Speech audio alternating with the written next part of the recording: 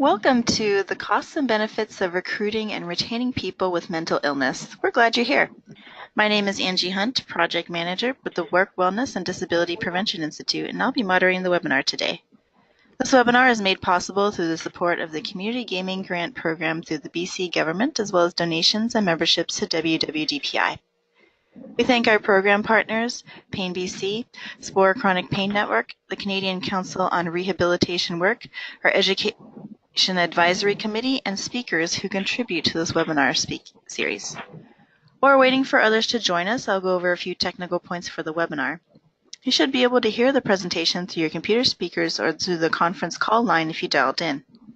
Please use the question box to submit any issues you may be experiencing and to ask any questions you have related to the presentation. We will collect questions submitted throughout the presentation and follow the presentation with a Q&A based on the questions submitted. Following the webinar, any questions not answered in the allotted time will be answered and distributed after the event. The presentation will be recorded and posted for free on our website within a week, along with the slides.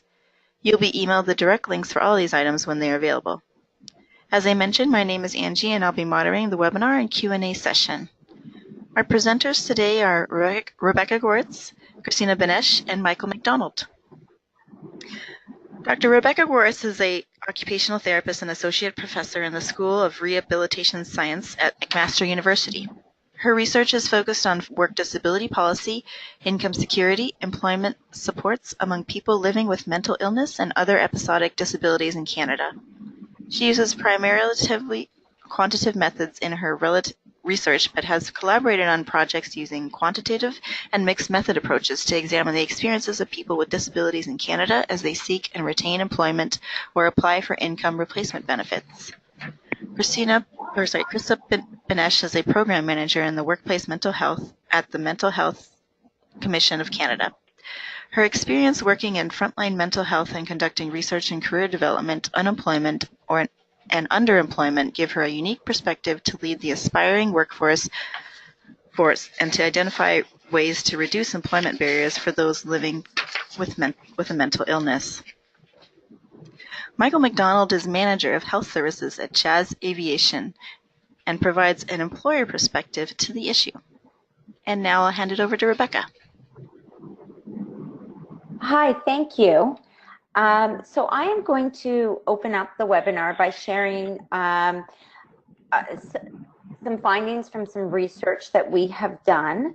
And this study was funded by the Mental Health Commission of Canada and conducted by a multidisciplinary team of researchers from universities across Canada, and included economists, a psychiatrist, rehabilitation scientists, and researchers in management, business management.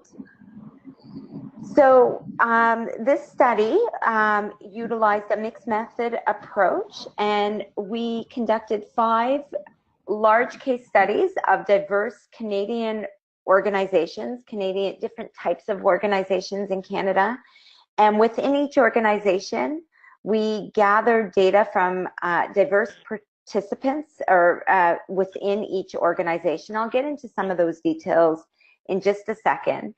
And we conducted qualitative and economic interviews and analyses with the participants.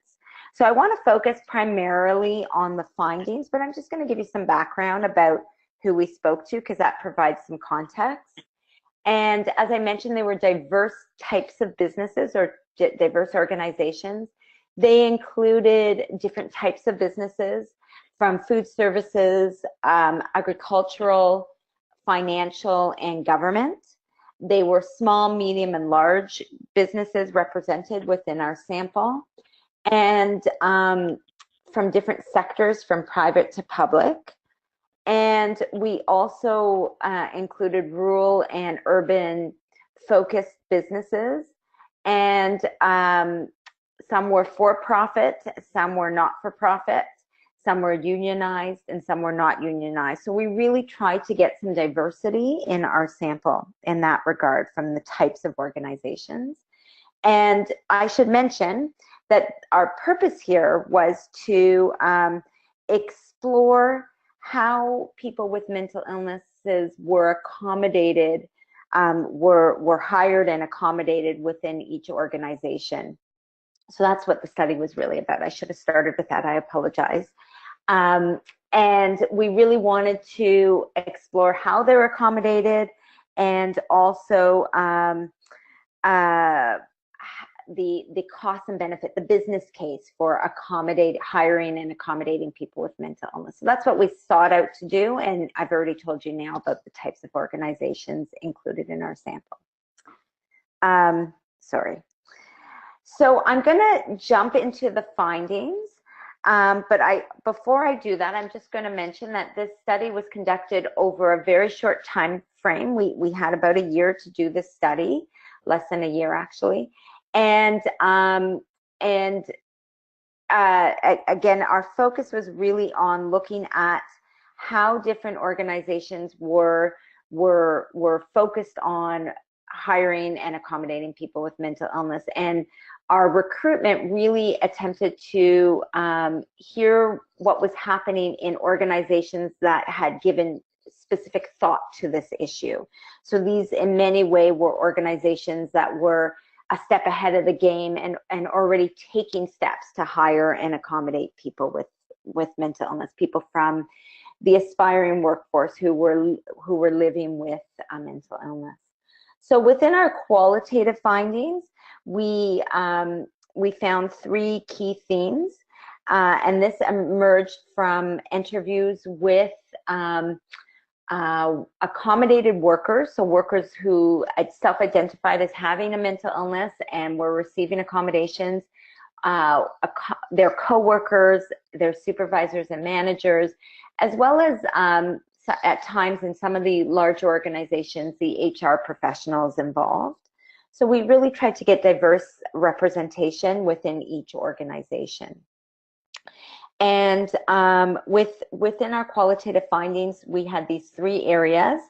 The first theme was around a culture of inclusivity, and a culture of inclusivity was really about the various ways the workplaces sought to achieve inclusivity for all their employees within their work environment, and it would include ideas around safety, positive relationships, supportive work relationships, and how they engaged employees.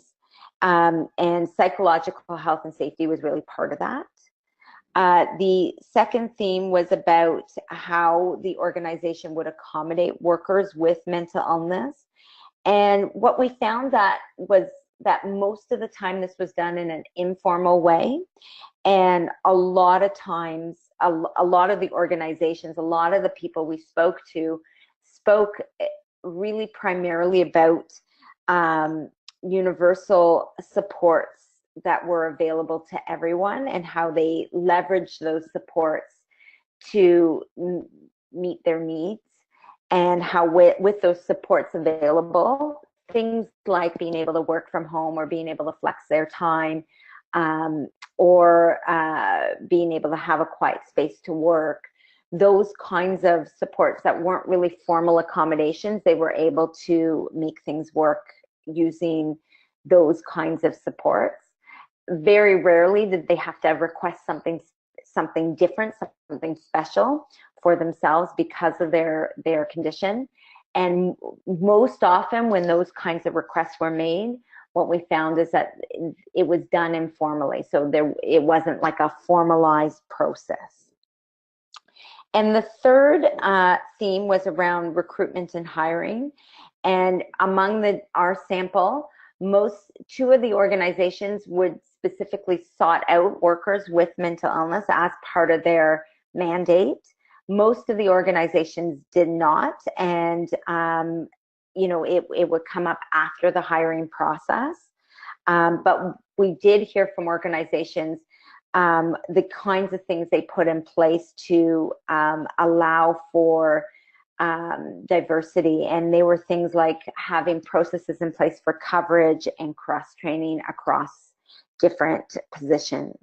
So those were the three areas of qualitative findings. And again, these findings draw on the perspective, on these diverse perspectives. These are just some quotes to highlight some of these findings that begin to show some of the things that I've just told you about. So the first quote is really about civility in the workplace and how people can feel safe within the organization. It's specifically talking about yelling and aggressive behavior and how that can be particularly difficult in organizations, and that and this was specifically around food services and trying to keep sort of civility in these kitchens. The second quote is about how one of our findings was that the availability of accommodations has a positive impact on everyone in the organization. And in this quote, the participant really talks about it as building equity within the organization. And the third quote here is really about this inclusive approach to hiring. Right from the interview process, we ask people, what do you need to succeed? And we ask that question on an ongoing basis. What can we do to make you successful in this position? So sort of changing that conversation. And I want to focus a lot of our time, my portion of the presentation, on our economic analysis, because I think this is really a unique piece of the study that we did, and an important piece to highlight. So our economic analysis was really quite comprehensive, and really what we were trying to do here is explore from multiple perspectives what the costs and benefits were. So it is an estimation. We did structured interviews with the same participants from the qualitative interviews. So they were accommodated workers, supervisors and managers, co-workers, and as I mentioned, at times when relevant in an organization, we did try to speak to some of the HR professionals. And I should mention that our sample was, although we had 5 organizations, we spoke to 30 people overall. So within each organization, it was from 5 to I think about 10 individuals within the organization. That really depended on the size of the organization. So the economic analysis, we asked each individual that we interviewed to identify the costs and benefits of accommodations, and we were focused on both monetary costs and benefits and also intangible costs and benefits. And I'll give you some examples of these monetary and intangible costs and benefits. Most individuals were asked from their own perspective. All individuals were asked about their perspective, but we also asked managers to respond on behalf of the organization. And we used a 5-year time frame to estimate the net benefit and the benefit to cost ratio. And that was really done so that we could really understand how this evolves over time. At times, there's an upfront cost, but over time, there might be a benefit. So we really wanted to capture that. So I mentioned that I would tell you what these costs and benefits that we were asking about included, and this slide really shows that.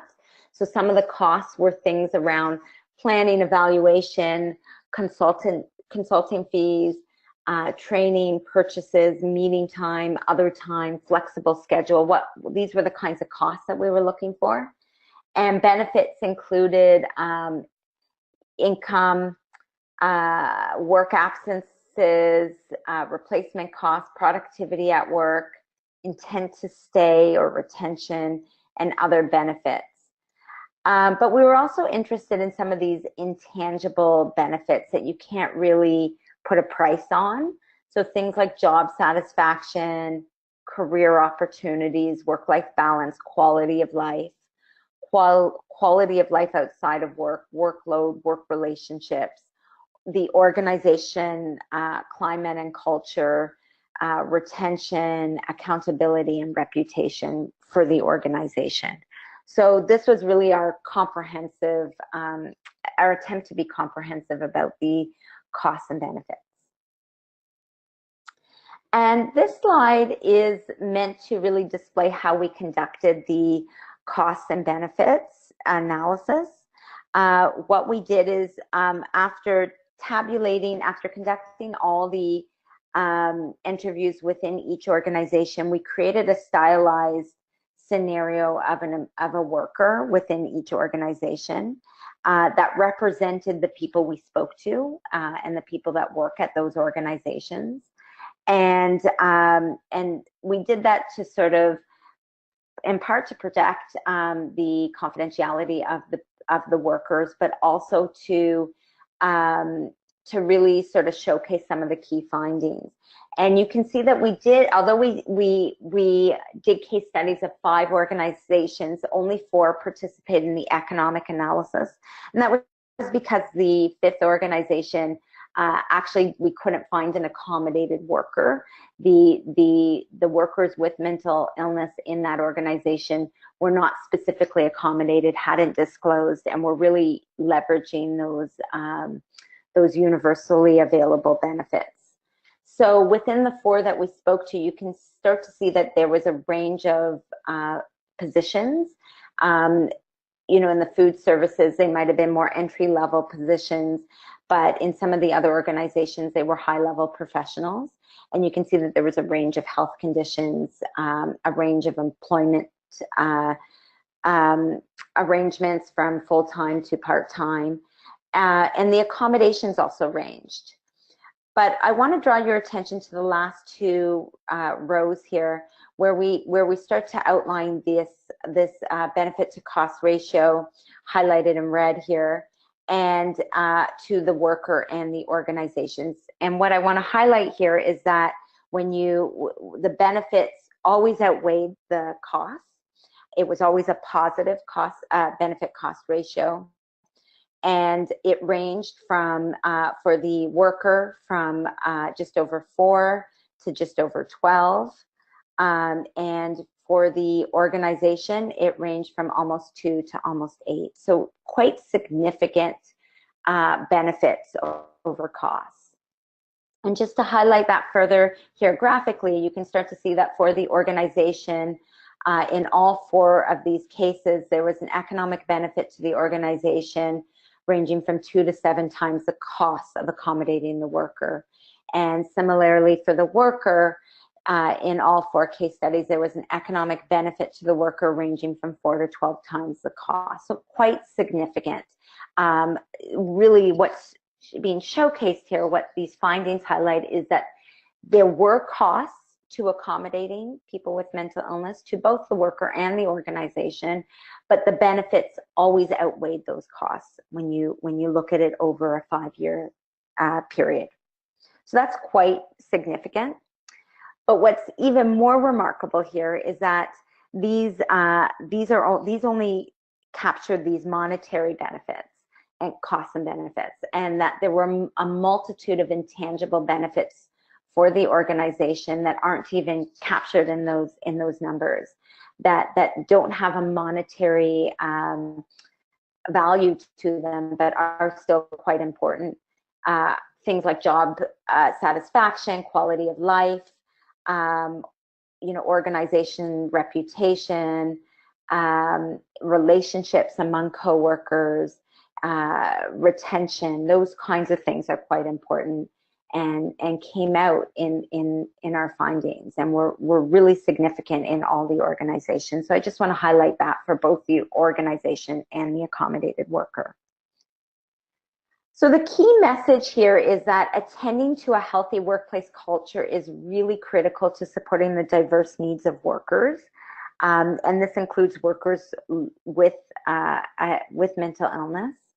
Many workers with mental illness are relying on these informal processes to getting their needs met and to securing workplace accommodations. But I think what's really remarkable here is this third point, and that's that the return on investment is really compelling for diverse workers in diverse settings from diverse perspectives. And this benefit to cost ratio was really quite remarkable and significant in all of these scenarios. So that's really important and an important finding. We in our full report, which I'll give you the link to, which is available from the Mental Health Commission on the Mental Health Commission of Canada website, we offer some recommendations.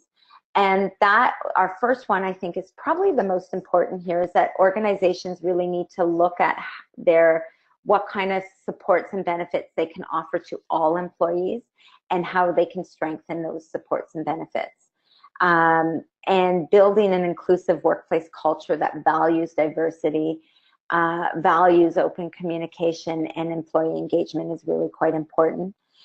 This focus on civility and inclusivity is really important as well, how people interact with each other, how people treat each other, and attending to the workplace environment, building in flexibility where possible in terms of how, where, and when people work is also important. And you know, every organization might not be able to be flexible in every capacity, in every position, but where possible to build in that flexibility is important.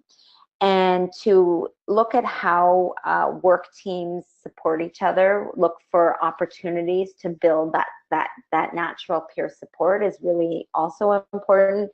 And then this idea of informal accommodations came up a lot, and how precarious they can be in the context of organizational change. So another important finding is that these informal accommodation arrangements should be documented when possible. The next thing I just want to highlight is that our phase 2 of this project is really looking at taking these findings and trying to develop a toolkit around the business case. And so we really think that is something, although there's lots of tools out there, that this idea of the business case and how organizations can think through their business case is something that is perhaps not, there is something that there's a gap around. So just to highlight what is a business case, it is a company-specific analysis that it combines external and evidence with internal intelligence or data. It's generally prepared to promote a plan going forward or supporting something underway. And it does consider the financial implications as cost-benefit analysis, but it's not exclusively about it. So we are developing a toolkit that's targeting HR, or the person doing HR within an organization. It is focused on acknowledging existing efforts. It's focused on low and no cost strategies. It includes sample calculations. It's meant to help to showcase these average return on investments, but also help organizations set priorities and create action plans. And we've been working closely with an advisory group to develop it, and we are now in the field testing phase of this toolkit. So again, here is that web link for the full report if you are interested, in my email. So I'm now going to pass it on to my colleague Michael here, and allow Michael to give you to share some of his knowledge. Thank you, Rebecca. I'm going to just see if I can get my screen showing here. Can you see the presentation? No. Oh, yes, I can. Perfect. Okay. So it's up there now? Yes. Perfect. So what I thought I would do is just kind of quickly share with everybody what Jazz Aviation is, because not many people know exactly what we are or what we're all about. We're a provider for Air Canada. We do the regional flights, so we take people from the small bases and put them in the big bases so that they can go from big bases to other big bases. So we bring people all across Canada and some of the cities in the United States. So what our motto is that we deliver regional aviation to the world. And it's just a jazz by the numbers. We have moved about 10 million people annually over the last couple of years, and we're very proud of that. We have about 1,250 pilots. I think right now we're at 1,300. We have about 900 aircraft maintenance engineers across Canada and we have about 850, sometimes 900 flight attendants, depending on the season.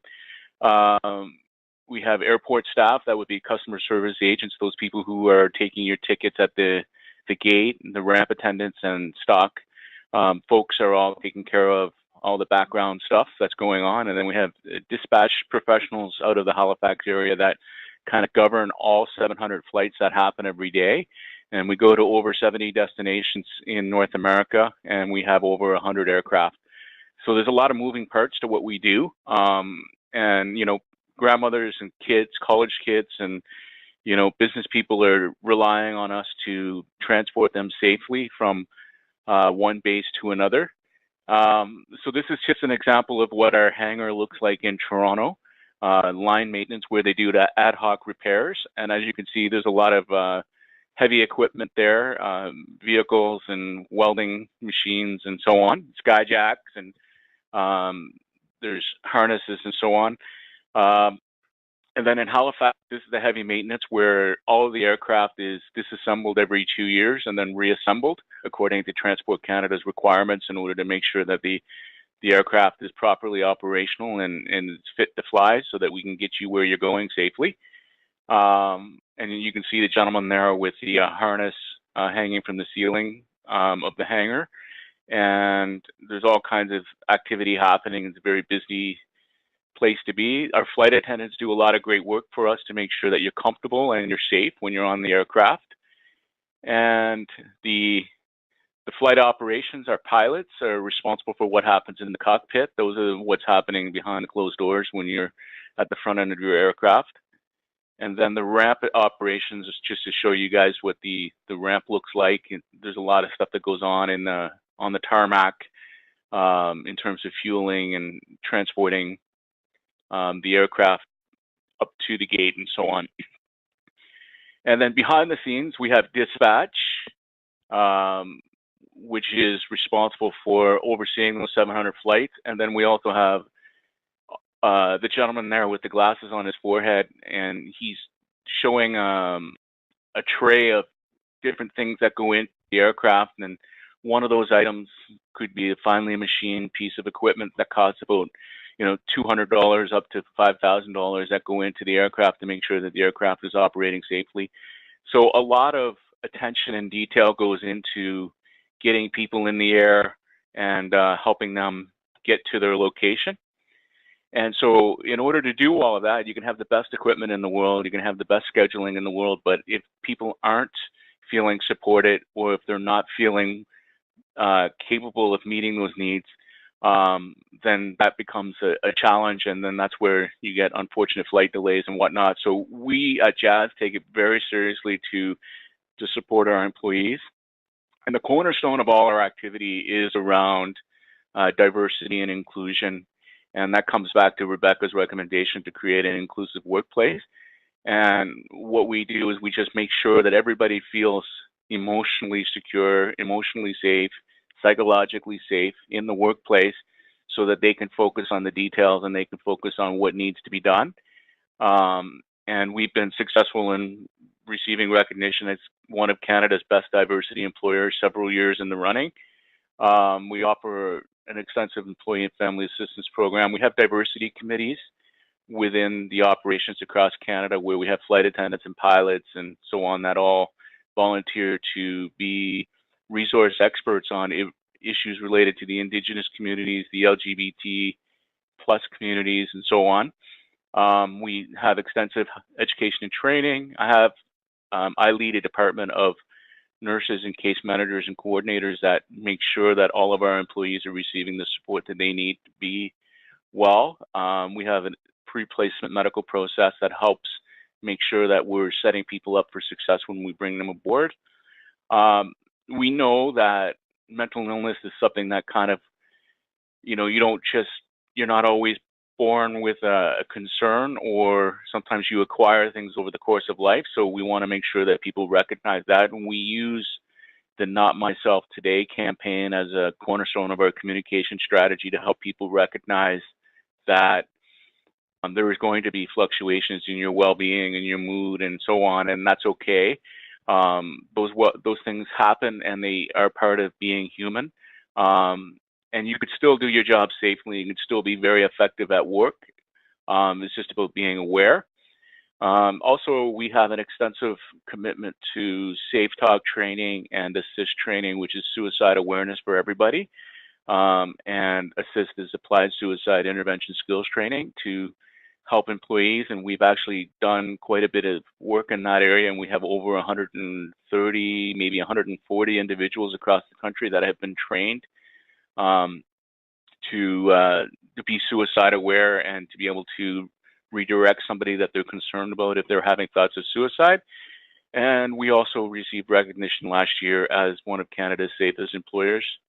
And we also have existing peer support programs with the pilot group, but we also have an emerging one in the systems operation control, which is where the dispatchers work, where they're going to be supporting each other through the stressful work and the challenges that come up that are unique to that work site. So what I wanted to do is just talk about some of the successes that we've had. We've successfully accommodated all types of health conditions. We know that speed bumps happen, turbulence happens, and we actually do use that language because it is language that everybody recognizes in the aviation world, is that there is turbulence. Turbulence is something that requires your attention, but it doesn't necessarily ground the flight. So we, with the skill, a skilled pilot can get the aircraft through turbulence and everything's fine and safe. And we see that the same way. Mental health concerns do pop up, create turbulence, and then we get through it. And we get through it by using modified duties, modified schedules. We offer assistive tools and devices, and we have extensive education and awareness campaigns. We do a lot of collaboration and communication. The cornerstone of the success of the program is really having a lot of open dialogue between the union members and the management and the employees. So the union representatives are very supportive of the idea that mental health is something that occurs. Mental illnesses do occur, and mental illnesses do not need to disrupt the career. It's just a matter of responding to them in a healthy and constructive way. So what I thought we would do is just kind of show you how we make things work. We work hard to understand the nature of the work itself. We have a very detailed job demands analysis that includes an understanding of the tasks from a cognitive perspective in terms of, how much front of mind data processing will a person need to do, how much memory recall will they need to do, and so on. And we use that to kind of make sure that we're matching people according to their skills and their abilities. We work hard to establish a lot of trust and collaborate to create transparency between the manager and the individual. And we want to ensure the safety of the candidate, but we also want to have the safety of our passengers in mind. And all of our employees embrace that. We find it challenging to get new talent because not everybody decides that they want to be in the aviation sector. Pilots are hard to come by. Bilingual flight attendants are challenging to recruit. So we know that with those specialized skills, there needs to be a little bit of personal sacrifice because the work can be challenging in terms of, you're flying away from home for 3 or 4 days at a time, sleeping in a different bed every night. It really requires a lot of attention to your healthy lifestyles. The shift work is really a huge factor, and half of our workforce is away from home. So they're away from their secured home, they're away from their loved ones, they're away from the people that they can count on. So we need to make sure that they feel safe and secure while they're on the road doing good things for our passengers. So some successes that we have an aircraft maintenance engineer who lives with a major depressive disorder. He's a long service mechanic, and we've been able to implement a days only shift cycle in partnership with the union to help him regulate his sleep cycle and create a predictable work day for him. And we've also really ensured that he's aware of all the various resources that he has access to, being my department, the Employee and Family Assistance Program. And he's been a real ally for promoting awareness of successful living despite mental illness. And actually, he attributes his success to the the fact that he does have an illness, and he recognizes the humanity of it, and he uses it to kind of pay attention to his peers and support each other. We also have another flight attendant who has recovered from an alcohol use disorder, and she has agreed to testing for ongoing sobriety. That program has wrapped up, and she has been really appreciative of the support. The testing only occurs on duty, so as you know, flights happen over 24 hours, so it's just a matter of being flexible with scheduling and so on. So we proactively bring in a new flight attendant for any situations where she needs to participate in a test, and she's been really gracious about being able to keep her career going while she's been managing her health concerns. And then the final situation is an audit manager who has no family physician, and he was really struggling with some emergence of anxiety symptoms, and he approached the health services team, explained that his therapist was on vacation and he was really not sure what to do. So we ended up working with him to set up an independent assessment, got him a formal diagnosis and a report, and he took the report to a walk-in clinic and was able to use that to tweak his medications. And he's been doing really well, and he's been very grateful, but he's also been really happy because it helped him avoid the need for a medical leave. And we were able to keep him because our audit projects are really time intensive. And so we ended up benefiting from it, and he was happy because he wanted to keep as much of his normal life as possible without getting sidelined by the anxiety symptoms that he was experiencing. He's been able to get those under control, and he's been quite productive. So those are just some examples of how we were able to kind of leverage the idea of psychological safety. One of the things I'll speak to with Rebecca's comments about, universal benefits, a couple of these situations were more about universal benefits, such as the Employee and Family Assistance Program. But in some cases, the work from home option wasn't really there because all of our people work in the air. So it makes a bit of a challenge, but the commitment to civility and interpersonal respect really goes a long way in terms of helping people. We also do a lot of work to try to build up when people are working away from each other. So if somebody's working on a pairing going from, say, Winnipeg to Toronto, they're not necessarily near their social network. So we leverage social media in order to create that sense of connectivity between team members. And we also just have a really strong commitment to, if you ever watch movies like Sully and whatnot, where you see pilots relying on checklists, that is definitely very much a part of our corporate culture. So we have checklists that we encourage people to use to make sure that they're self-aware. And that's not a very costly intervention to use to support people in staying at work while they're living with mental illness. So that's it for me. So I'm going to pass it back over to Rebecca or Angie. Yep, I'll pass it over to Christina. Oh, sorry, Krista. Oh, Christina. Okay, sorry. There we go. Hi there. Thanks, Michael. So yeah, my name is Krista, and I work with the Mental Health Commission of Canada, and I'm going to chat briefly with you about some of the supportive tools and resources for both employers and employees. But before I dive in, I just thought I'd talk about two of the projects that I'm currently working on that really address these two pieces, these tools and resources. So the first is one that Rebecca has already mentioned. Obviously, she went through the research project and the business case that's been developed, and then highlighted how with phase 2, we're looking to really develop that employer toolkit. Something that's going to be, I hope, really useful to many employers to help them sort of work through how to make a more accommodating and inclusive workplace. So we're really looking forward to that. We're hoping to have that available at the end of January. And the other piece that we have really looked at sort of sharing those supportive tools and resources and leveraging what's already available online and for free is through, we ran a small pilot project with Magnet, which is an online job finding platform that aims to connect unemployed and underemployed Canadians with employers from across the country. And they also have the ability to use a diversity feature, which both job seekers and employers can customize or complete so that they can be matched. Job seekers could be matched with an employer who's looking to diversify their workplace.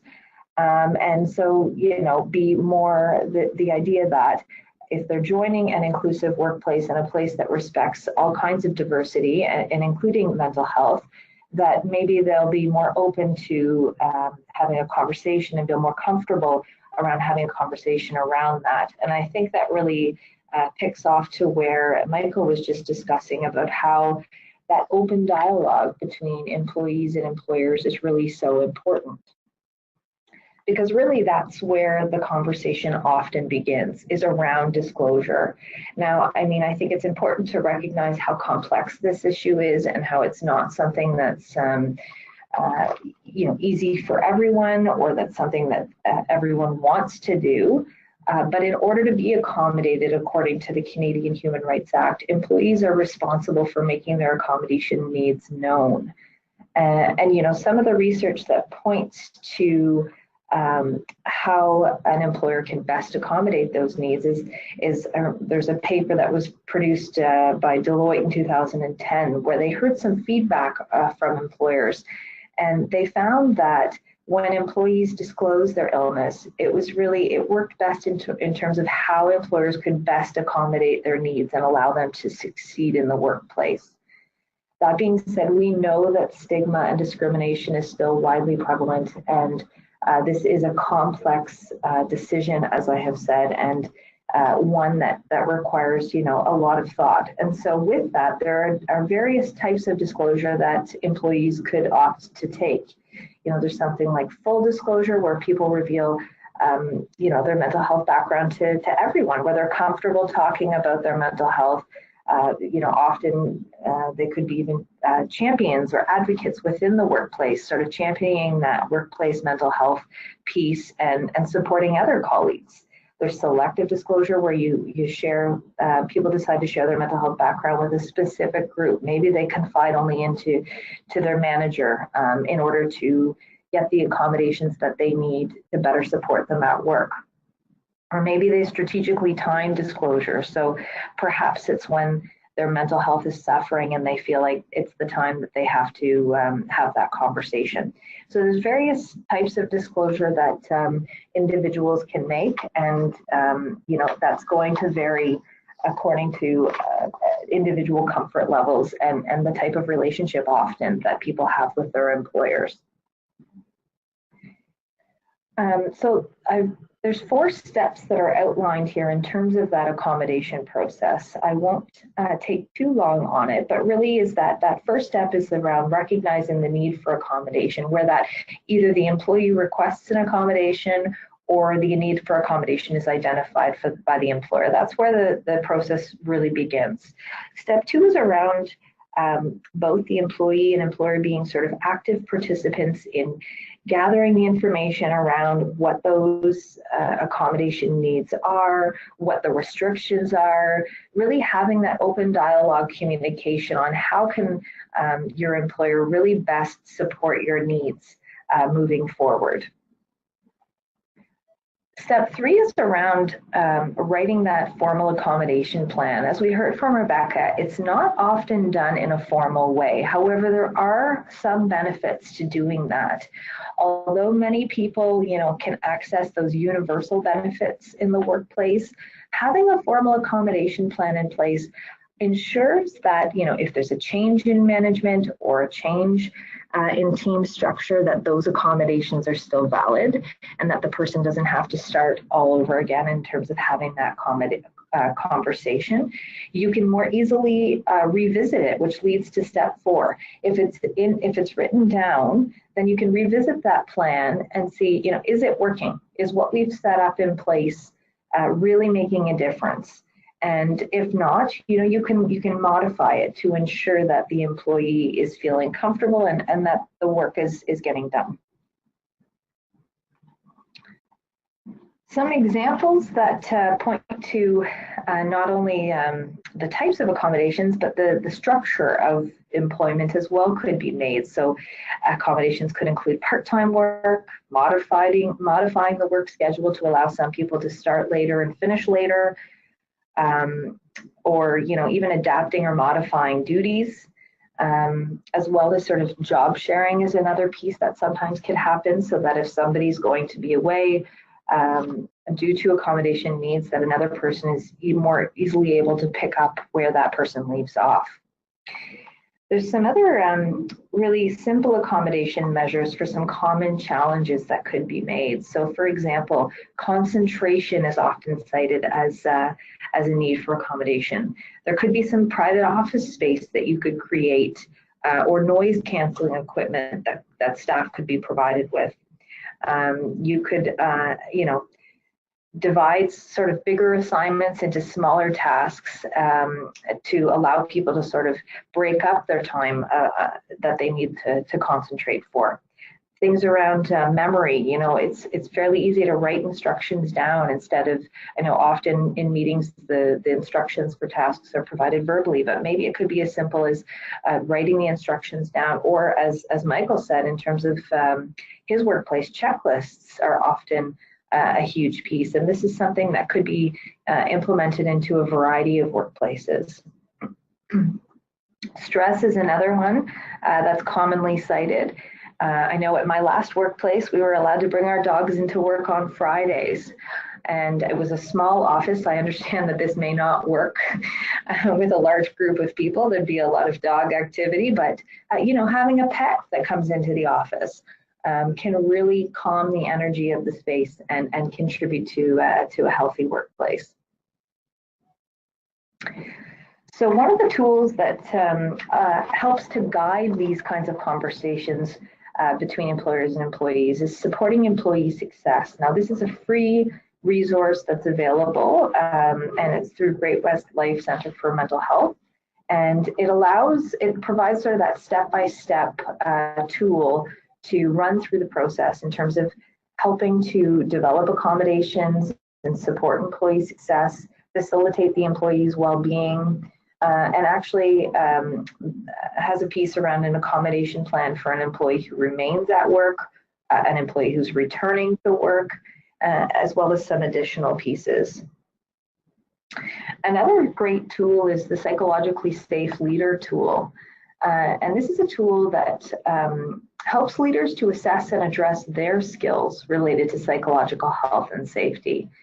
It draws really on evidence that shows that employees who work for psychologically safe leaders, they're more likely to report a higher level of job satisfaction and engagement, better work relationships, and better psychological well-being overall.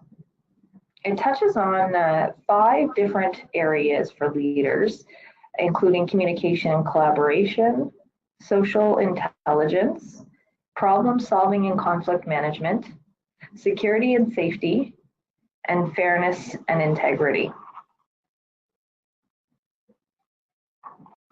Another tool that is freely available online is a training program about psychologically health and safety in the workplace.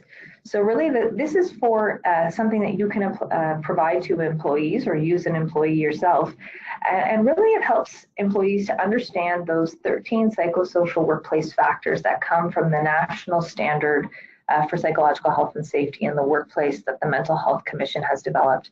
Now that is a voluntary standard that has been developed. It's also freely available on our website. And in this standard, these 13 factors that were identified that contribute to one's psychological health and safety, it includes things like respect, when you feel like there's opportunities for advancement, when you feel like you're heard. These are all important factors to contributing to employees' mental health in the workplace.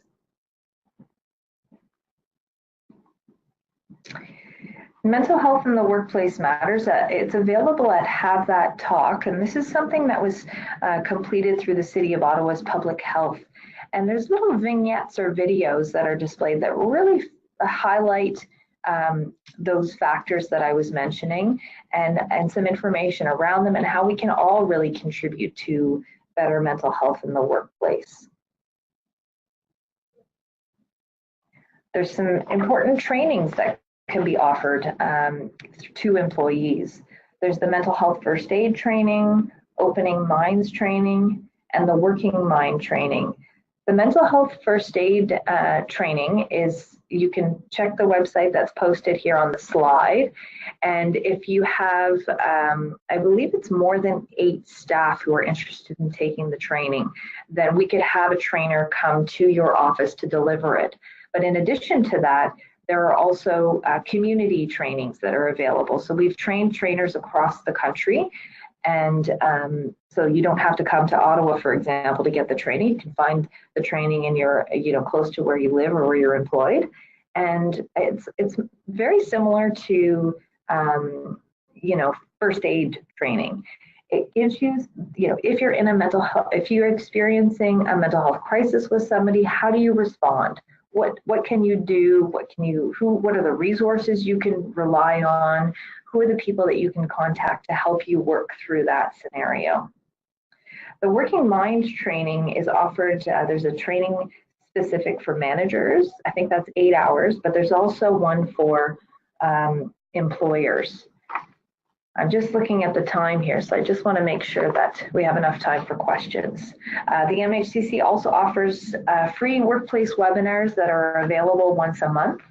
So you can check our website and see when that next one is coming up and what the topic is on.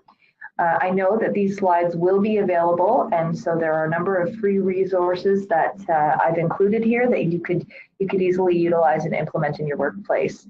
And with that, I'll turn it over to for questions and comments so that there's time for you to address any of the panelists. Thank you, Krista. And to our audience, if you have any questions at this time, please enter them into the question box on the GoToWebinar panel, and we can read those out loud. A few questions that came in.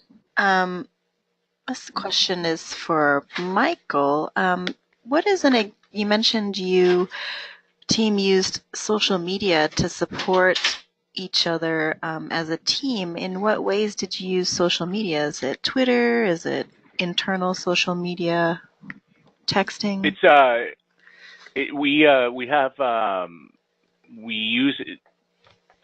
We're quite fond of Instagram. We like sharing pictures.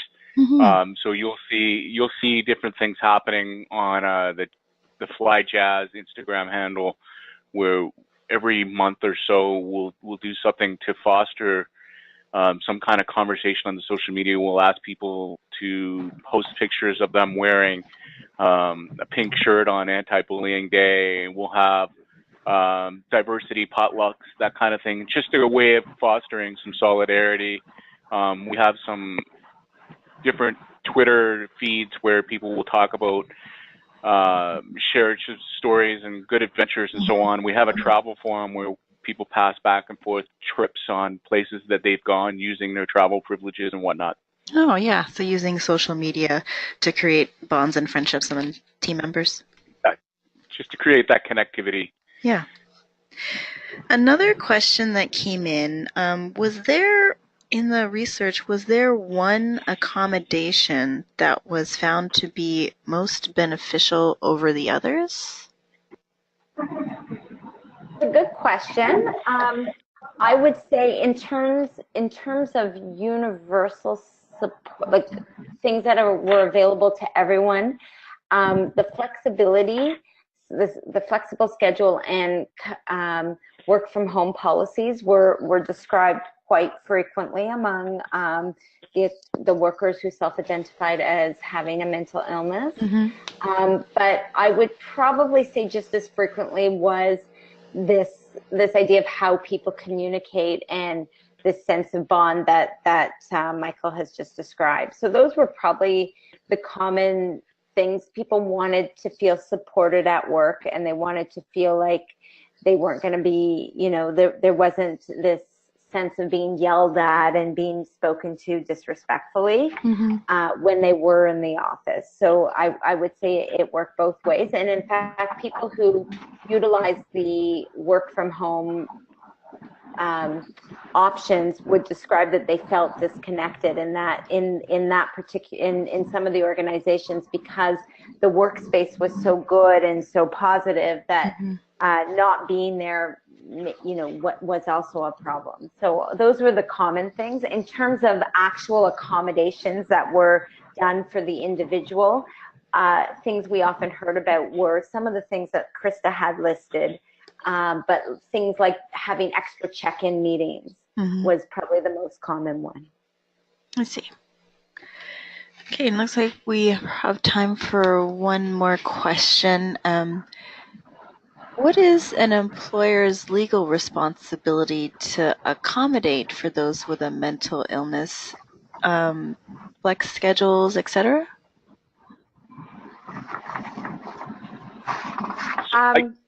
Sorry, you go ahead, Michael. I might not be the right person. Yeah, well, I was going to say, from an employer's perspective, the very simple guideline, as a federally regulated employer, being transportation in Canada, aviation, and then there's provincial obligations for employers that are not federally regulated in, manufacturing and so on, and office environments and whatnot that are not banking. But if you're a federal employer, your obligation is to accommodate to the point of undue hardship.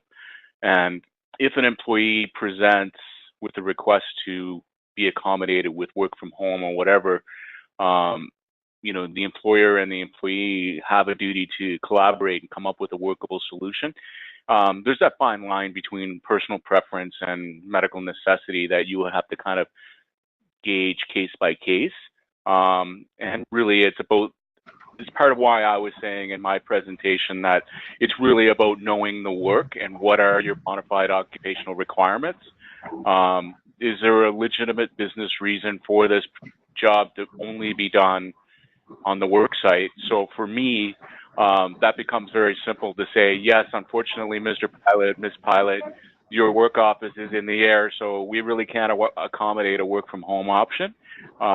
But if we have somebody who is in the accounting department that wants to process some payroll or finance activity from his or her home office, then we can open some conversation to come up with a reasonable compromise. Mm-hmm. Okay. Thanks for the example. I think that is all the questions for now. Rebecca, Krista, or Michael, is there anything you'd like to add following your presentation? Oh, thank you for the opportunity. Sorry, Rebecca. Yeah, no problem. I was going to say something similar. Thank you. And also, if just bringing back to the fact that the report anyways, and the resources that many of the resources that Krista mentioned have links, and the report where we described some details about the research I have been talking about is available on the Mental Health Commission website. Mm-hmm. And we'll definitely have the slides available for our audience in PDF format, as well as the recording. So thank you so much for your presentation and spending the time with us today to talk.